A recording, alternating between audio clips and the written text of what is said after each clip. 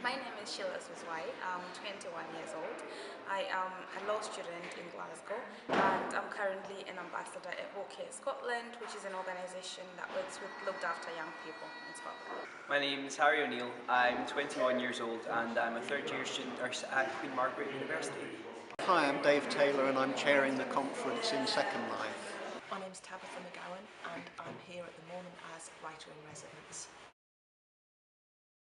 My understanding of knowledge, firstly, is knowing who you are, and that comes with knowing the different identities that you carry as an individual. I was originally born in Zimbabwe. I moved to Scotland at the age of 13, so before I can understand anything here in Scotland, I have to understand who I am, where I was born and raised. I also have to understand being care experienced. I was looked after at the age of 16 for quite a while, so I have to understand what that means and what sort of the benefits of being looked after are, and sort of areas of improvement as well. So for me, knowledge is mainly about knowing who you are. Knowledge to me is the power to be able to contribute and the power to be able to change the way things are. I grew up looked after in care, and to me knowledge was power. I knew that education was the only thing for me that was tangible and that I could control myself out with everything else that was going on and all the decisions that were being made for me. So I knew that knowledge was the thing that was going to be able to get me out of there, but I didn't actually realise before that I had the knowledge, like the first time that I went to a meeting and had decisions changed for me that was out with my control, and I actually was able to influence those decisions, I realised that I had the knowledge in myself and the power to be able to change decisions. So I didn't only have academic knowledge, I also had influential knowledge, and that helped me be the person that I am today. I think there's a natural connection to writing fiction and knowledge mobilisation, because in both cases it's about creating something that you then have to share with an audience, and it's not good enough just to create something because you think it's good or because you think that it's successful. The people that are going to be reading it or using it or utilising it in any way or shape or form, they have to be able to access it as well. It's not about you saying how brilliant you are or just pandering to what a group of people wants you to write.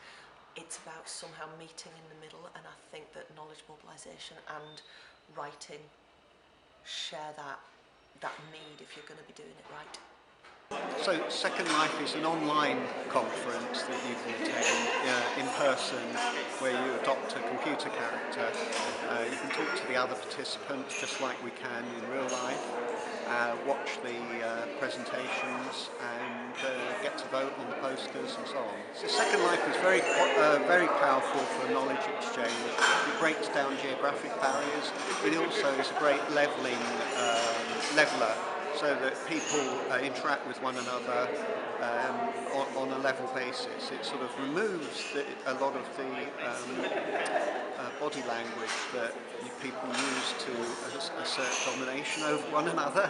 And so we've done research in Second Life that shows that people find it a levelling experience.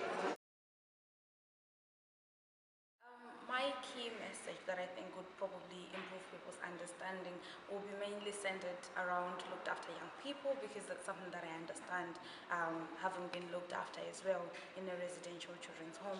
What I would say to looked after young people out there is that this is your identity. If you have been looked after or you're looked after at the moment, it's not a label, because there's a clear difference between being labeled something in a negative way. It has negative connotations, but if it's your identity, you're proud of it, you own it. And for looked after young people out there, I would say own your identity and open up about it and connect with other people and create the family that you have lacked all this while. And for other people around us who may not be looked after, I would say we are your children. We are looked after by the local authority, but you are our corporate parents.